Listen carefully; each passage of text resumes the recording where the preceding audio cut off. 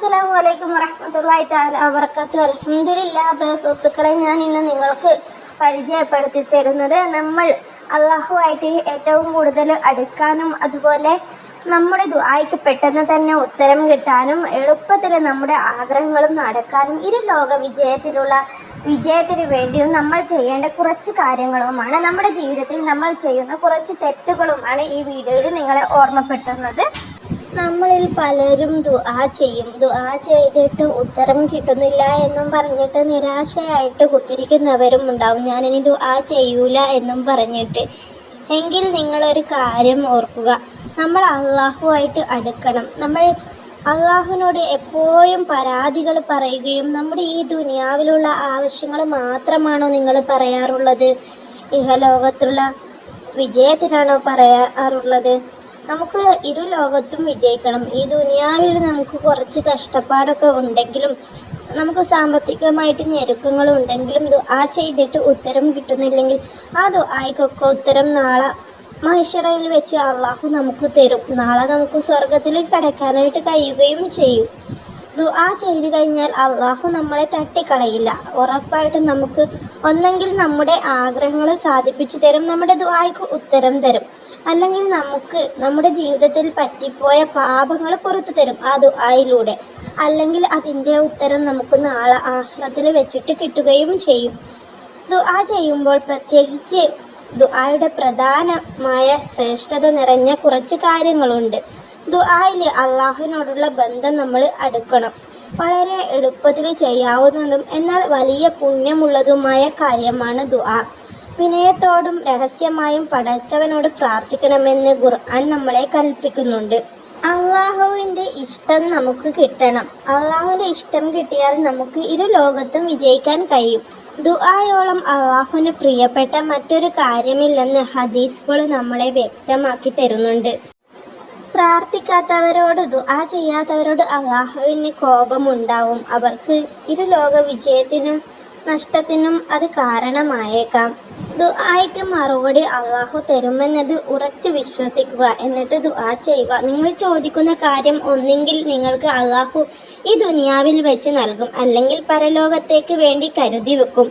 അതുമല്ലെങ്കിൽ അതിന് പകരമായി വരാനിരിക്കുന്ന ഒരു വലിയ വിപത്തിനെ തൊട്ട് നിങ്ങളെ തടയും. അത് ഉറപ്പാണ്. നമുക്കിതിലേതെങ്കിലും കാര്യം നമുക്ക് കിട്ടും. മുത്ത് ഹബീബ് മുഹമ്മദ് നബി സല്ലല്ലാഹു അലൈഹി വസല്ലമ നമ്മളോട് ധാരാളം ദുആ ചെയ്യാൻ കൽപ്പിച്ചിട്ടുണ്ട്. ദുആ, നമ്മൾ ഒരു തെറ്റ് ചെയ്തു പോയാൽ അത് അള്ളാഹുവിനോട് അപ്പം തന്നെ മാപ്പ് പറയുക, തെറ്റുകൾ ചെയ്യാതെ സൂക്ഷിക്കുക. എല്ലായ്പ്പോഴും പടച്ചറബിനോട് നമ്മൾ പരാതികൾ പറയാതെ അള്ളാഹുവിനോട് നമ്മൾ അള്ളാഹു തരുന്നതിന് നന്ദി പറയുകയും ചെയ്യുക. നമുക്ക് ഒരുപാട് നന്ദികൾ അള്ളാഹു തന്നിട്ടില്ലേ?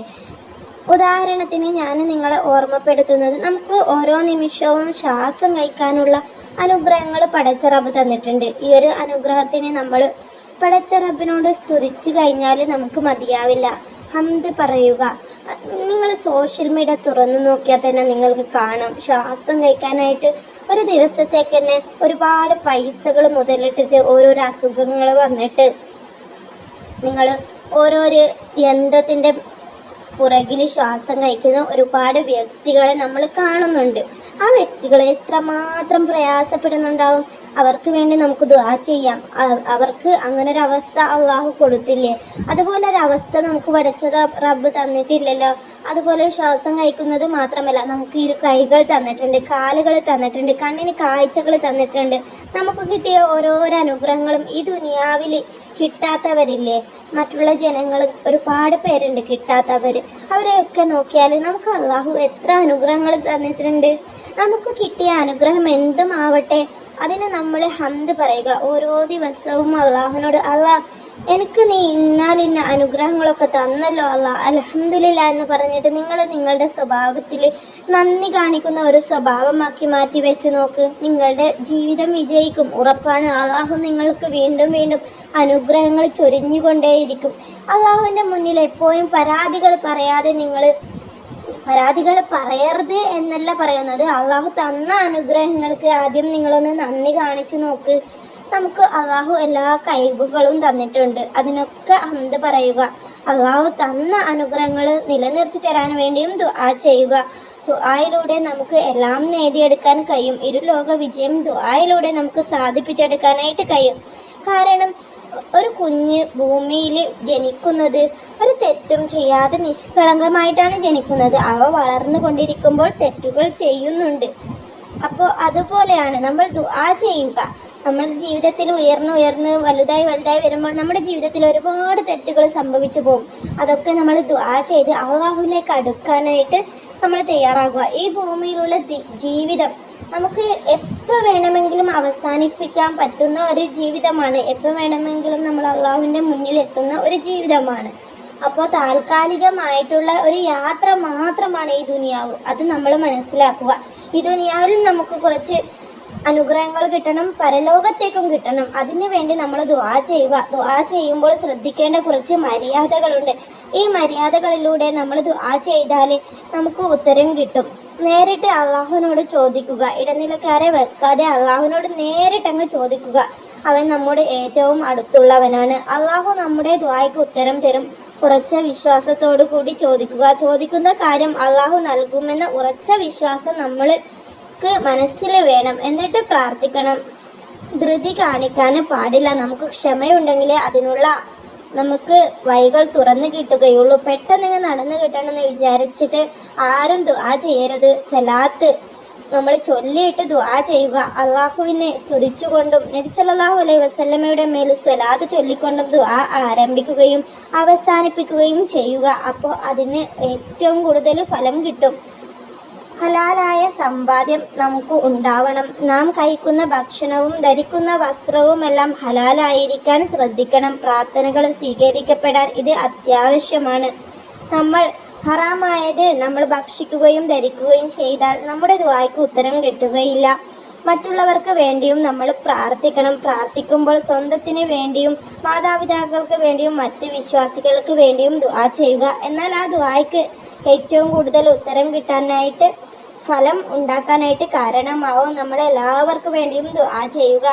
മറ്റ് പ്രധാന പോയിന്റുകൾ ഞാൻ നിങ്ങൾക്ക് പരിചയപ്പെടുത്തി തരട്ടെ.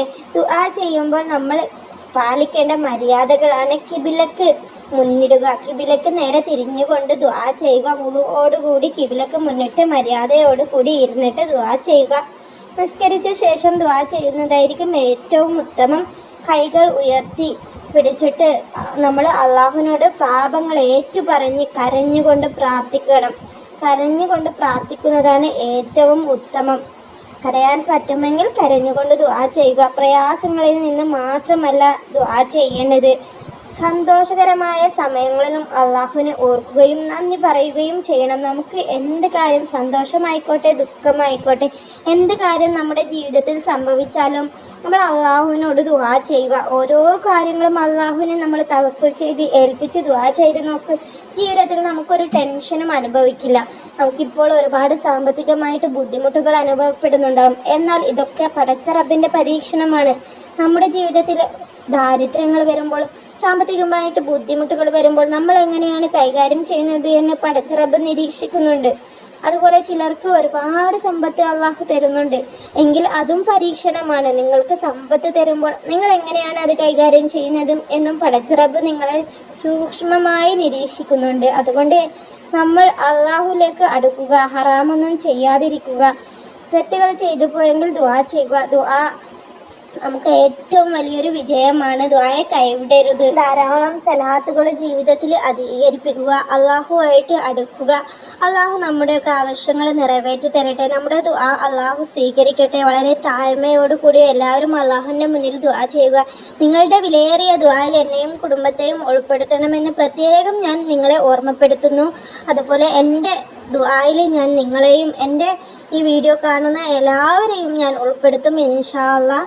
നമ്മുടെ ദുആ അള്ളാഹു സ്വീകരിക്കട്ടെ. നിങ്ങൾക്ക് ഉപകാരപ്പെടുമെന്ന് വിചാരിക്കുന്നു. അടുത്തൊരു വീഡിയോയിൽ കണ്ടുമുട്ടാം. അസ്സലാം.